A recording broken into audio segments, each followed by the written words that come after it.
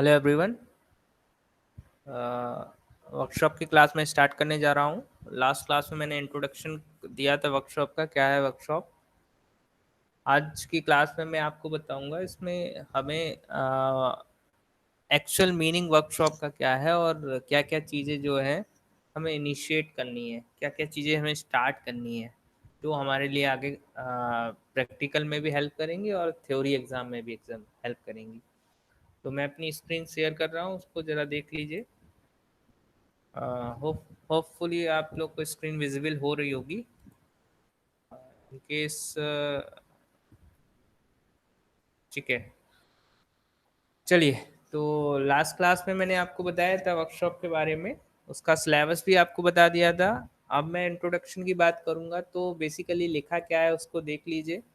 लिखा है the study deals with several aspect of workshop practices also for imparting the basic working knowledge of the different engineering material tools equipment manufacturing process, production criteria, characteristics, and uses of various testing instrument and measuring of inspecting devices for checking component or product manufactured in various manufacturing scope in industrial environment।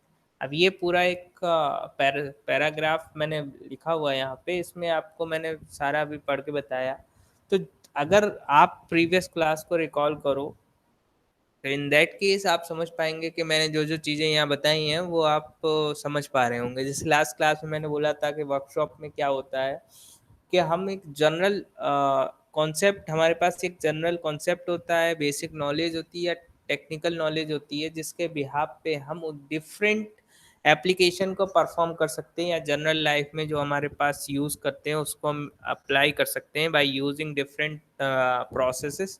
उसका एक example भी मैंने लिया था, drilling operation आपको बताया था। इसके अलावा वेल्डिंग का भी एक एग्जांपल दिया था मैंने। तो वही यहाँ इंट्रोडक्शन में बताने की वो कोशिश कर रहे हैं कि आपका जो वर्कशॉप है वो एक कह सकते हैं कि एक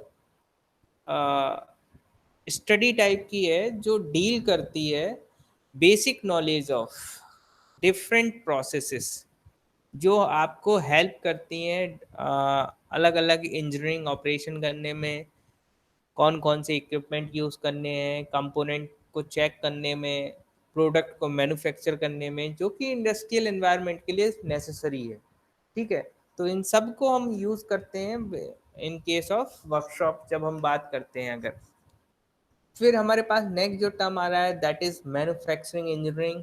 तो क्या है ये, तो इसको देख लीजिए। लिखा हुआ है manufacturing is derived from Latin word manufactus which means made by hand.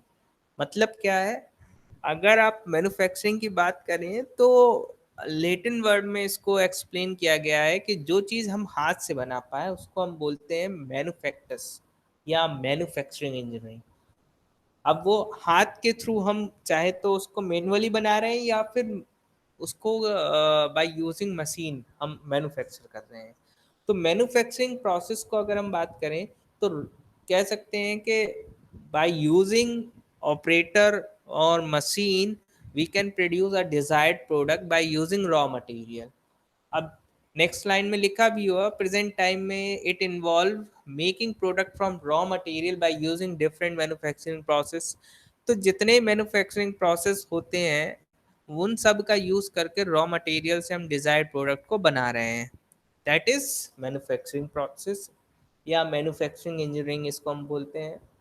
अब ये मैन्युफैक्चरिंग प्रोसेस कौन कौन से हो गए हैं, जैसे हमने आपको बताया था प्राइमरी प्रोसेस हो गया है, मशीनिंग प्रोसेस हो गया, जॉइनिंग प्रोसेस है, सरफेस फिनिशिंग है और मेटल फॉर्मिंग है, एक्सेट्रा। डिफरेंट मैन्युफैक्चरिंग प्रोसेस हैं जो कि हमें रिक्वायरमेंट होती है जब हम ऑपरेशन करते हैं। तो ये सारा कंपाइल अगर हम कर दें तो ये सारा अंडर किसके आएगा, मैन्युफैक्चरिंग इंजीनियरिंग। तो अल्टीमेटली आप अगर कोई आपसे पूछे वर्कशॉप क्या है, तो वर्कशॉप क्या है, एक आप कह सकते हैं एक शॉप होती है जिसमें हम डिफरेंट मैन्युफैक्चरिंग प्रोसेस का यूज करते हैं for making a desired product. ये आपका है, इस पूरे को हम बोलते हैं मैन्युफैक्चरिंग इंजीनियरिंग, या आप इसको प्रोडक्शन भी बोल सकते हैं, प्रोडक्शन इंजीनियरिंग भी बोल सकते हैं, या फिर इसको आप मैन्युफैक्चरिंग इंजीनियरिंग सिंपल कह सकते हैं। तो मैन्युफैक्चरिंग इंजीनियरिंग क्लियर हो गया, क्या हुआ? मैन्युफैक्चरिंग में हमने क्या किया है कि रॉ मटेरियल से डिजायर्ड प्रोडक्ट बना रहे हैं bye using different manufacturing process. Manufacturing process मैंने आपको बता दिया है, क्लियर? तो ये आपकी मैन्युफैक्चरिंग इंजीनियरिंग की बात। एक्चुअली होता क्या है, जब हम अगर बात करें मैन्युफैक्चरिंग की, तो हमारे दिमाग में केवल और केवल इंडस्ट्री के बारे में आता है। तो अगर हमें इंडस्ट्री के अगर हम बात करते हैं, तो इंडस्ट्री में मैन्युफैक्चरिंग बहुत ज़्यादा इंपॉर्टेंट हो जाता है, क्योंकि सारी चीज़ें जो है इंडस्ट्री के सारे पैरामीटर वो डिपेंड करती है मैन्युफैक्चरिंग प्रोडक्शन में। अगर आपका प्रोडक्शन बेकार है तो आपकी इंडस्ट्री सरवाइव नहीं कर पाएगी, और अगर प्रोडक्शन अच्छा है तो आप उसको इजीली सरवाइव करके आप मार्केट में अच्छी वैल्यू आप बना सकते हैं कंपनी की। तो मैन्युफैक्चरिंग में आप प्रोडक्शन यूनिट में आपका यही चीज़ें मैनेज कैसे करना है, रॉ मटेरियल हमारे पास आ रहा है उसको कितने कम समय में हम डिजायर्ड प्रोडक्ट में बना पा रहे हैं, और जो प्रोडक्ट हमारे पास बन के आ रहा है वो एफिशिएंटली मार्केट में सेल हो रहा है या नहीं हो रहा है।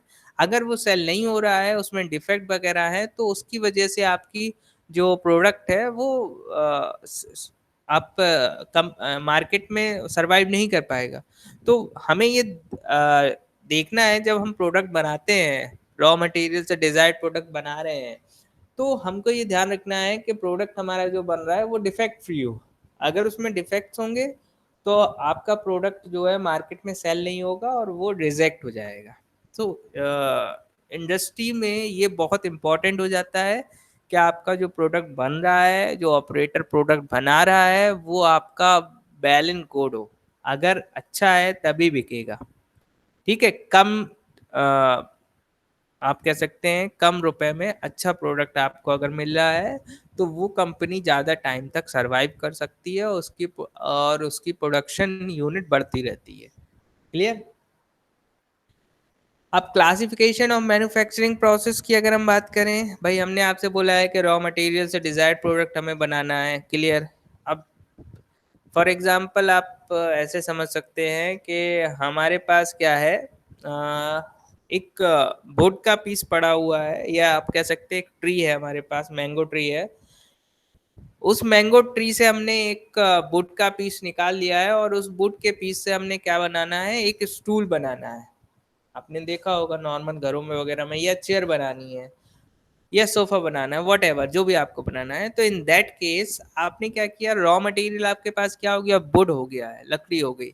But in case of making desired product what ever, चाहे फिर आपका स्टूल हो, चेयर हो और सोफा हो, जो भी हो, तो डिजायर्ड प्रोडक्ट बनाने के लिए आप डिफरेंट मैन्युफैक्चरिंग प्रोसेस, कोई ना कोई प्रोसेस तो यूज करोगे ना, क्योंकि रॉ मटेरियल से प्रोडक्ट आपको बनाना है तो कोई ना कोई प्रोसेस आपको यूज करोगे।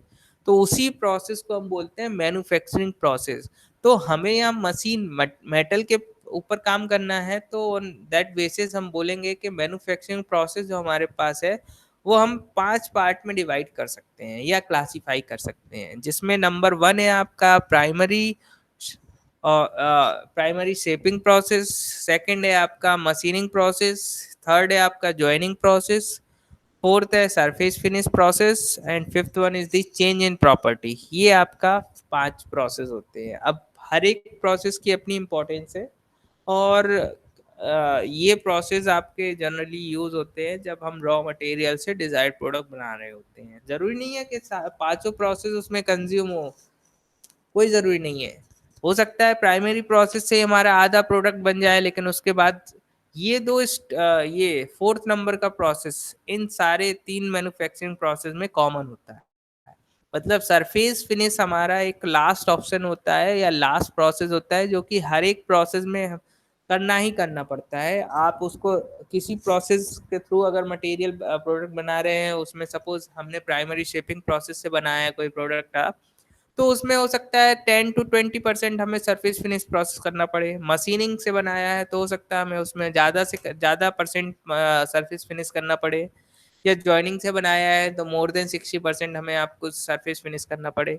तो ये डिपेंड करता है कि कौन से प्रोसेस से कौन सा प्रोडक्ट बन रहा है, उसके बिहाफ पे हम उसको फिनिशिंग या उसका जो सरफेस है उसको कैसे हम स्मूथ बना सकते हैं, ताकि उसको जब मार्केट में अवेलेबल हो तो वो एकदम स्मूथ और अच्छा लगे, जिसको देखते ही आप डिमांड करें उसकी, और उसकी जो नेसेसिटी है वो उसके अकॉर्डिंग काम करे। क्लियर? तो ये इस तरह से हम कह सकते हैं। प्राइमरी शेपिंग प्रोसेस की अगर हम बात करें तो क्या होता है प्राइमरी शेपिंग प्रोसेस? कोई आइडिया किसी को? अब हो सकता है पहली बार तो समझ लीजिए ऐसे कि अगर आप शेपिंग प्रोसेस की हम बात कर रहे हैं, तो शेपिंग मतलब क्या होता है कि एक हमारे पास रॉ मटेरियल है, उसको डिजायर्ड शेप में बनाना। फॉर एग्जाम्पल कास्टिंग, ये हमारे पास है प्राइमरी प्रोसेस। कास्टिंग हमारे पास क्या है, रॉ मटेरियल है, रॉ मटेरियल से हमें एक प्रॉपर शेप में बनाना है। तो हमने क्या किया, जिस भी शेप में हमें प्रोडक्ट बनाना है उस शेप की हमने कैविटी बना दी। जो कैविटी आप बनाओगे उसी कैविटी में ये लिक्विड मेटल को हम एंटर कर रहे हैं। ये लिक्विड मेटल यहाँ जब एंटर होगी, वही जाके आपका क्या होगा, उस कैविटी को कंप्लीटली कैप्चर कर लेगी। जैसी कैविटी कैप्चर हो जाएगी उसको सॉलिड होने के लिए हम छोड़ देंगे, और सॉलिडिफाई होने के बाद हम जो हमारे जो ये पार्ट है, अपर पार्ट लोअर पार्ट, इसको हम डिटैच कर देंगे। जब डिटैच कर देंगे तो that will be the final product. तो ये आपका क्या है, जिस भी शेप में आपने बनाया है उसको, वो उसी शेप में बन जाएगा, वो किसी भी शेप का हो, चाहे वो 1 डायमेंशनल हो, 2 डायमेंशनल हो, 3 डायमेंशनल हो, जैसे भी हो आपका, उस शेप के हिसाब से आपका प्राइमरी प्रोसेस बेस्ट आपका बहुत ज़्यादा यूज होता है, क्योंकि ये आपका डिजायर प्रोडक्ट इजीली बना के दे देता है जो भी आपका शेप होता है। इसमें प्राइमरी प्रोसेस में ही आपका कास्टिंग आ जाता है, फॉर्मिंग आ जाता है। ये दोनों प्रोसेस आपके प्राइमरी प्रोसेस में ही इन्वॉल्व हो जाते हैं, ताकि जब हम एक कह सकते हैं कि मेटल को एक फॉर्म से दूसरे फॉर्म में या डायरेक्टली रॉ मटेरियल से डिजायर्ड प्रोडक्ट बना सकते हैं।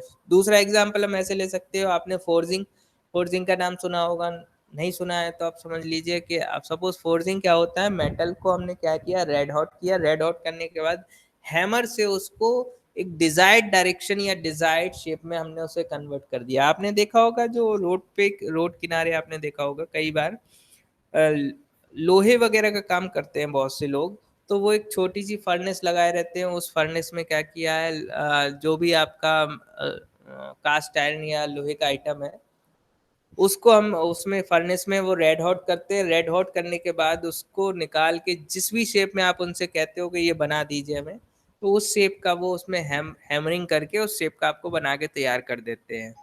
तो these are the basic primary process, जिसमें हमने मटेरियल को एक फॉर्म से दूसरे फॉर्म में इजीली बना दिया है।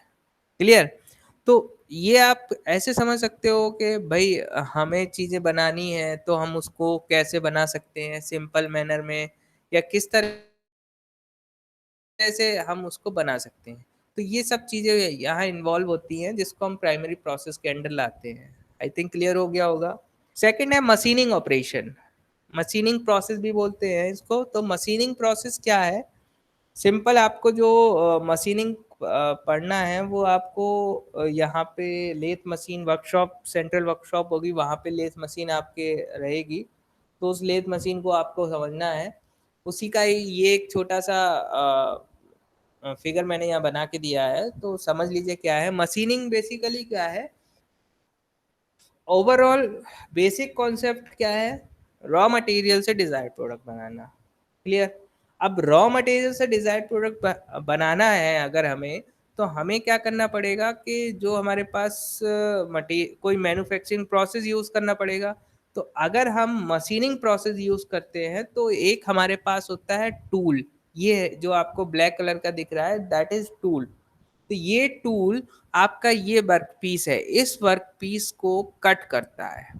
जब कट करता है तो मटेरियल यहाँ से रिमूव होते हैं in form of small pieces. जो छोटे छोटे पीसेस होते हैं उसको हम बोलते हैं चिप। ये चिप आपकी कंटिन्यूस भी हो सकती है, नॉन कंटिन्यूस भी हो सकती है, depending on the material quality. Material की क्वालिटी कैसी होती है।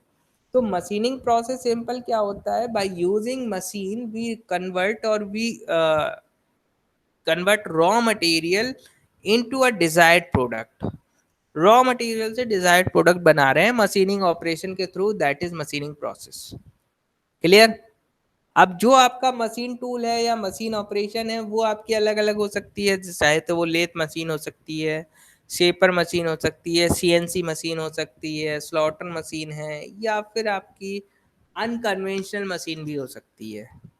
जरूरी नहीं है कि आपका कन्वेंशनल ही हो। ये आपका लेथ कई मशीन का पार्ट है, ये कन्वेंशनल है। जब टूल और वर्क पीस का मैंने आपको बताया भी था पहली क्लास में कि कन्वेंशनल और अनकन्वेंशनल का मतलब क्या होता है। जब टूल और वर्क पीस का डायरेक्ट कांटेक्ट हो तो उसको हम बोलते हैं ये कन्वेंशनल मशीनिंग प्रोसेस है, और अगर टूल और वर्क पीस का डायरेक्ट कांटेक्ट नहीं है तो उसको हम अनकन्वेंशनल बोलते हैं। अब यहाँ देखो, ये आपका वर्क पीस हो गया और ये टूल हो गया, तो टूल और वर्क पीस का डायरेक्ट कांटेक्ट है तो इसको हम बोलेंगे it is a type of conventional machining process. तो सिंपल वो अभी आगे मैं डिस्कस कर दूंगा, फिलहाल तो अभी प्रोसेस के बारे में बता रहा था। तो ये मशीनिंग प्रोसेस है।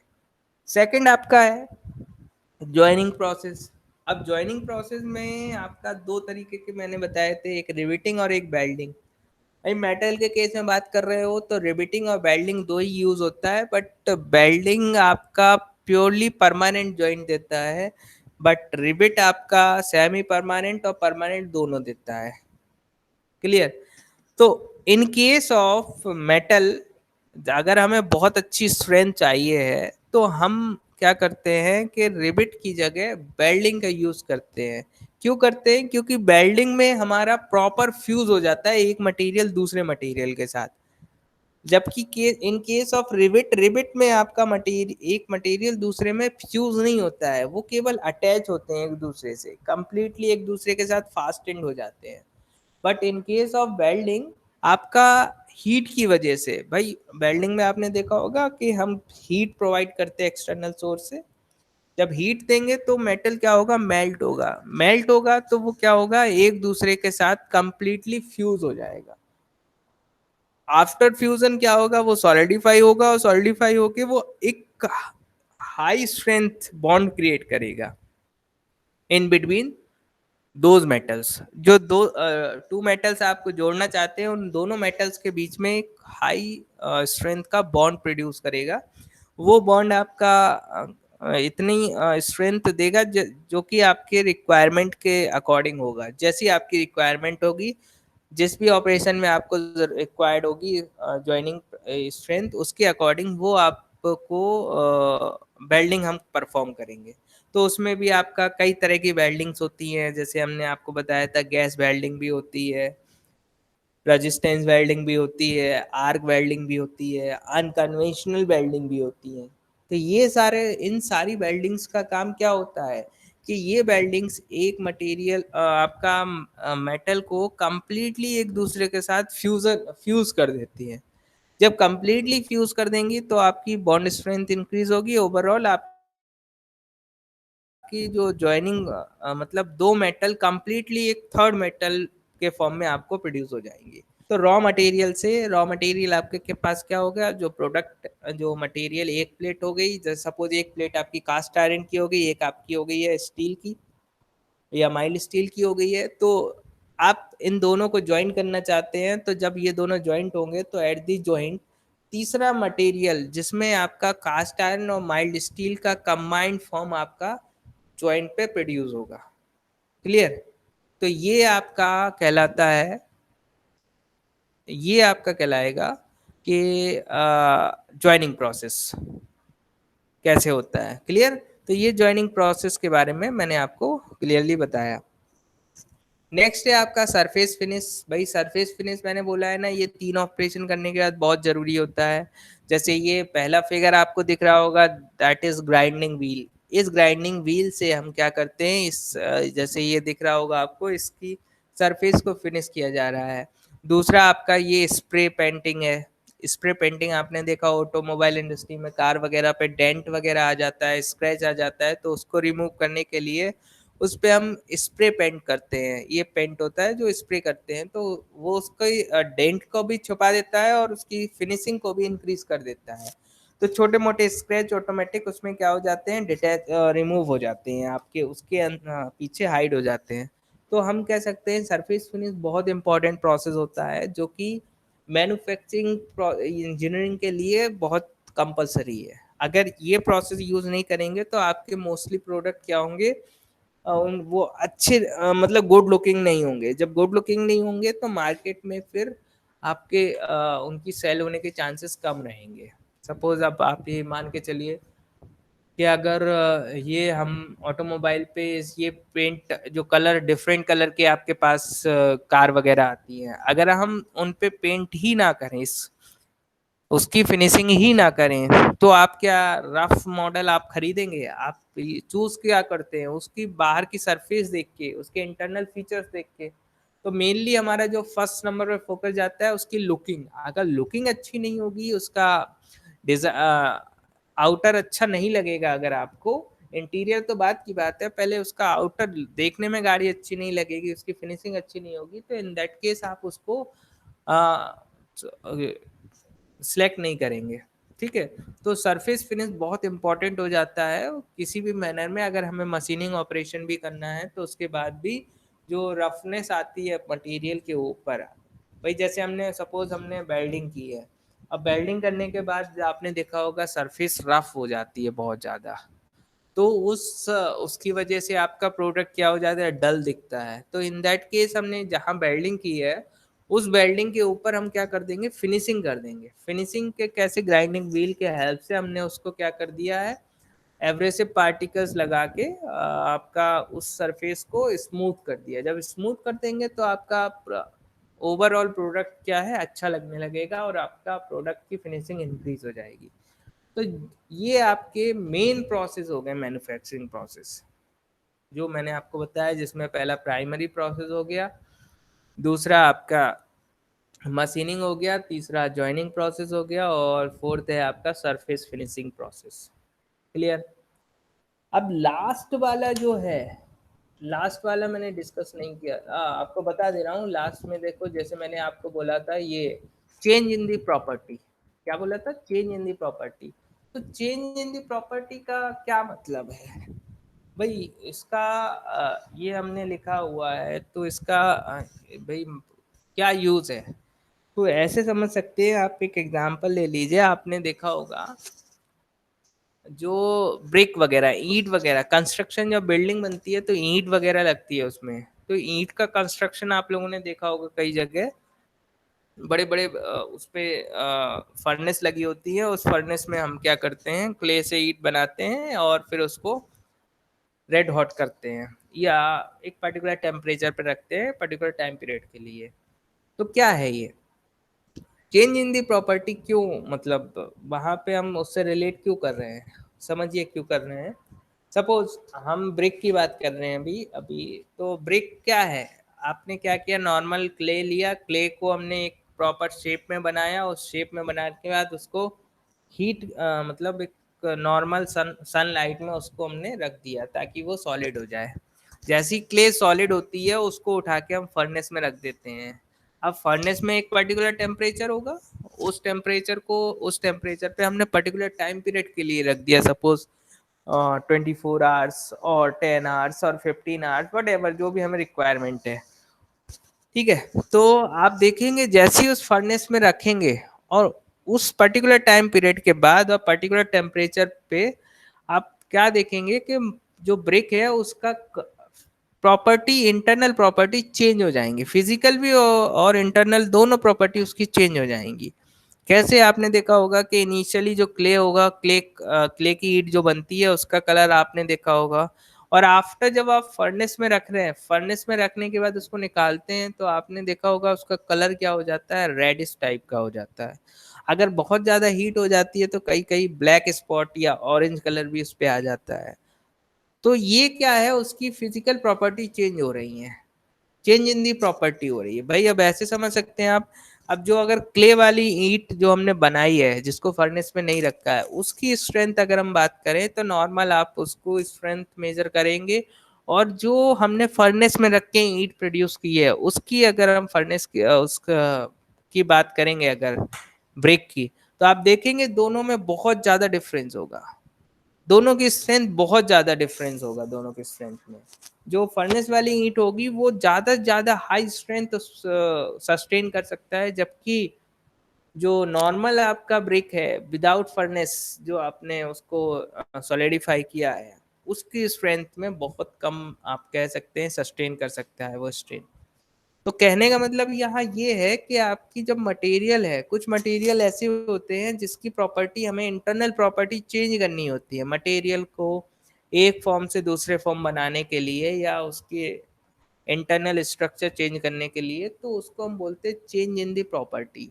ये चेंज इन दी प्रॉपर्टी क्या होती है, कैसे होती है, हॉट वर्किंग और कोल्ड वर्किंग प्रोसेस के थ्रू।